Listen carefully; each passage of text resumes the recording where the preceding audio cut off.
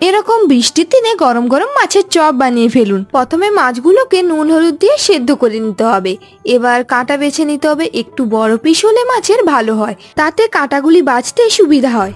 এবার কড়াইতে অল্প পেঁয়াজ কুচি, 1 চামচ আদা বাটা, রসুন বাটা ও অল্প ঝালের কুচি দিয়ে ভেজে নিতে হবে। গোলমরিচ গুঁড়ো, জিরে গুঁড়ো ও 1 চামচ কাশ্মীর লঙ্কা গুঁড়ো দিয়ে মশলাটি কষিয়ে নেবেন। তারপর মাছ দিয়ে ভালোভাবে মিশিয়ে নেবেন। আমচুর পাউডার, স্বাদ মতো নুন ও একটি আলু স্ম্যাশ করে ভালো করে মিশিয়ে নিতে হবে। বাড়িতে ধনেপাতা থাকলে ধনেপাতাও দিবেন। এবার অল্প অল্প নিয়ে চপের শেপ দিয়ে দিতে হবে। এদিকে ডিমে ও ব্রেড ক্রাম্বসে অল্প গোলমরিচ, জিরে ও নুন মিশিয়ে নিতে হবে। প্রথমে এটিকে ময়দার সঙ্গে ভালো করে মাখিয়ে নিতে হবে, তারপর ডিমে, তারপর ব্রেড ক্রাম্বসে মাখিয়ে নিতে হবে। এইভাবে ডবল কোটিং করতে হবে। এবার কড়াইতে তেল দিয়ে তেলটি গরম হলেই তাতে চপগুলি একে একে এইভাবে লাল করে ভেজে ফেলুন।